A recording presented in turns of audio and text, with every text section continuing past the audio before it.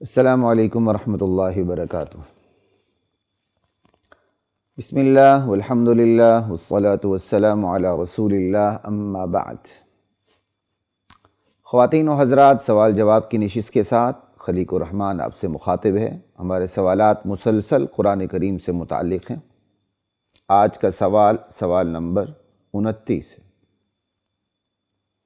سوال یہ ہے کہ تفسیر القرآن باللغہ، لغت عربی کی روشنی میں قرآن کریم کی تفسیر یہ اپنی درجہ بندی میں چوتھے نمبر پر کیوں ہے؟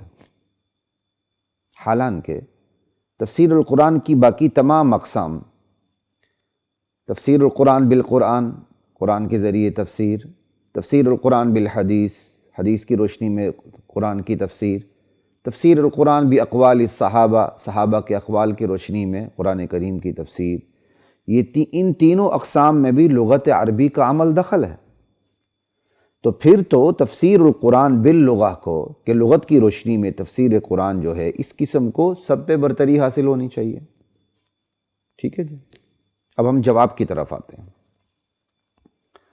اور اس سوال کو قائم کرنے کی وجہ یہ بھی بنی کہ لوگ متاثر ہو جاتے ہیں۔ بھائی ٹھیک ہے، ڈکشنری ہاتھ میں پکڑ لیں، لغت کو سامنے دیکھ لیں، قرآن عربی میں جو لغت میں لکھا ہوا ہے آپ تفسیر کرتے چلے جائیں، کسی اور کی ضرورت کیا ہے؟ تو انشاءاللہ آپ کو اس سوال کے جواب میں بہت سی نئی چیزیں آپ کے سامنے آئیں گی، اور آپ کو انشاءاللہ اطمینان ہوگا، اور گمراہی سے بچنے کے اسباب آپ کو ملیں گے انشاءاللہ۔ جواب کی طرف آتے ہیں۔ یہ سوال چونکہ انوکھا سا ہے، انوکھا اس لیے کہ ہم جواب میں پہلے سوال کی تشریح کریں گے۔ کچھ چند منٹ کے لیے جواب میں سوال کی تشریح کریں گے، پھر ہم جواب کی طرف آئیں گے انشاءاللہ۔ اللہ اکبر۔ جواب میں سوال کی تشریح، ذالکم مما علمنی ربی۔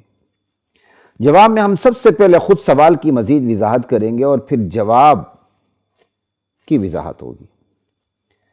چلیں جی، تفسیر القرآن باللغہ، لغت کی روشنی میں قرآن کریم کی تفسیر اپنی درجہ بندی میں چوتھے نمبر پر ہے۔ درجہ بندی اپنے درجوں اور مرتبوں کے حوالے سے بالترتیب کچھ یوں ہے۔ پہلا درجہ تفسیر القرآن بالقرآن، کہ قرآن کریم کی تفسیر خود قرآن کریم سے، یہ سب سے بڑا درجہ ہے تفسیر کا۔ دوسرا درجہ تفسیر القرآن بالحدیث، قرآن کریم کی تفسیر نبی علیہ الصلاۃ والسلام کے فرامین کی روشنی میں، یہ تفسیر قرآن کا دوسرا درجہ ہے۔ اور تیسرا درجہ تفسیر القرآن باقوال الصحابہ، کہ قرآن کریم کی تفسیر صحابہ کے اقوال کی روشنی میں، یہ قرآن کریم کی تفسیر کا تیسرا درجہ ہے۔ اور چوتھا درجہ تفسیر القرآن باللغہ، قرآن کریم کی تفسیر لغت عربی کی روشنی میں۔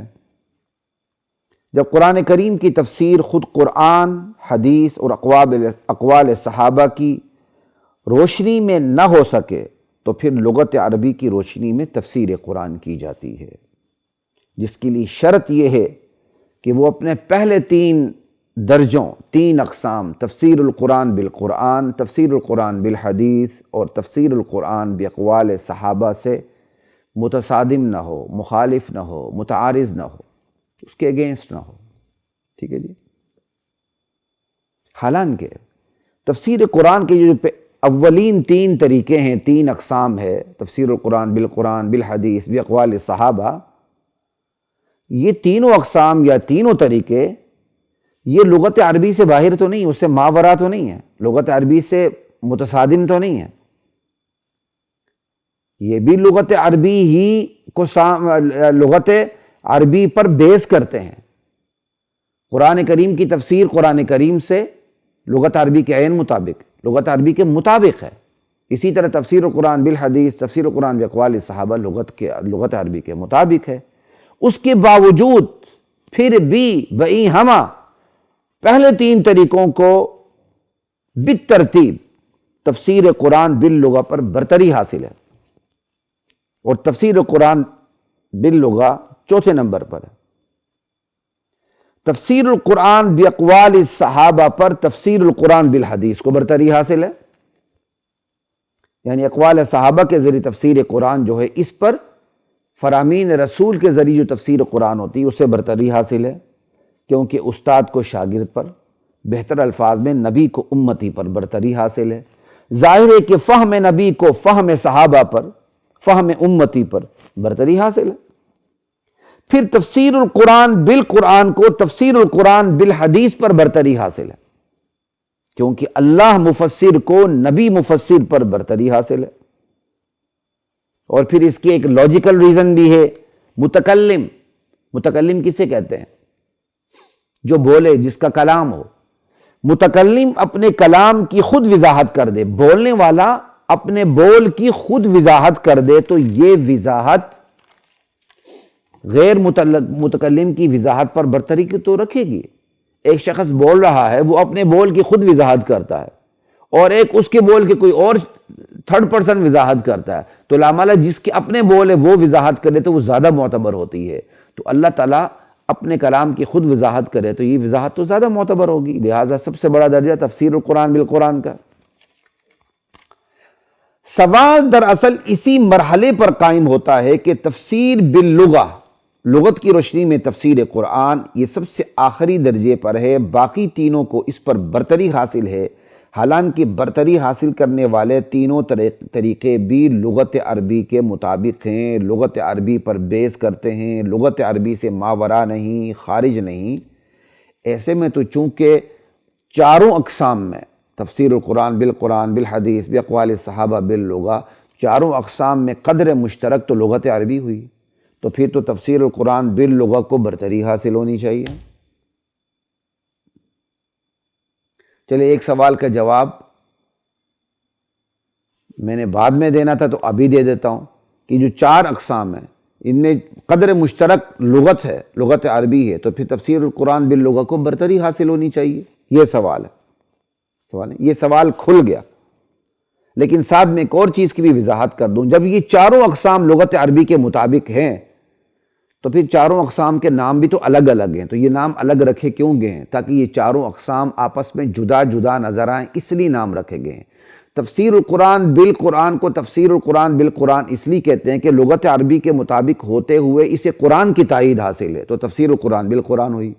تفسیر القرآن بالحدیث کو تفسیر القرآن بالحدیث اس لیے کہتے ہیں کہ لغت عربی کے مطابق ہوتے ہوئے اسے حدیث کی تائید حاصل ہے، تو حدیث کی تائید حاصل ہونے کی وجہ سے یہ تفسیر القرآن بالحدیث ہوئی۔ اسی طرح تفسیر القرآن باقوال صحابہ ہے، لغت عربی کے مطابق ہے، تفسیر باللغہ ہی ہوئی، لیکن لغت عربی کے مطابق ہوتے ہوئے اسے صحابہ کی تائید حاصل ہے اقوال کی، تو اس کا نام اس تائید کی وجہ سے تفسیر القرآن باقوال صحابہ اس کا نام ہوا۔ اور پھر چوتھی قسم تفسیر القرآن باللغہ، جس سے نہ قرآن کی تائید حاصل ہوتی ہے، نہ نبی علیہ السلام کی حدیث کی تائید حاصل ہوتی ہے، نہ اقوال صحابہ کی تائید حاصل ہوتی ہے، لیکن لغت عربی کے عین مطابق ہوتی ہے۔ اور اپنی پہلے جو تین قسمیں ہیں تفسیر القرآن بالقرآن بالحدیث باقوال صحابہ، ان سے متصادم نہیں ہوتی، لیکن صرف لغت عربی کے عین مطابق ہوتی، تائیدات حاصل نہیں ہوتی، زائد ایک اس کے اندر قوت نہیں پائی جاتی، تو اس کا نام تفسیر القرآن باللغہ رکھ دیا گیا، حالانکہ چاروں لغت عربی کے مطابق ہیں۔ امتیاز پیدا کرنے کے لیے ان کے یہ نام رکھا گیا، پتہ چل جائے۔ یہ میں نے آخر میں بات کرنی تھی، میں نے آپ کے سامنے بات کر دی۔ سوال وہی ہے جو سوال ہم نے اس کو کھول دیا سوال کو، کہ جب یہ چاروں اقسام میں لغت عربی مشترک ہے، چاروں اقسام لغت عربی پر بیس کرتے ہیں، تو پھر تو تفسیر القرآن باللغہ کو برتری حاصل ہونی چاہیے۔ اب ہم آتے ہیں، سوال آپ کے سامنے کھل گیا، اب ہم جواب کی طرف آتے ہیں۔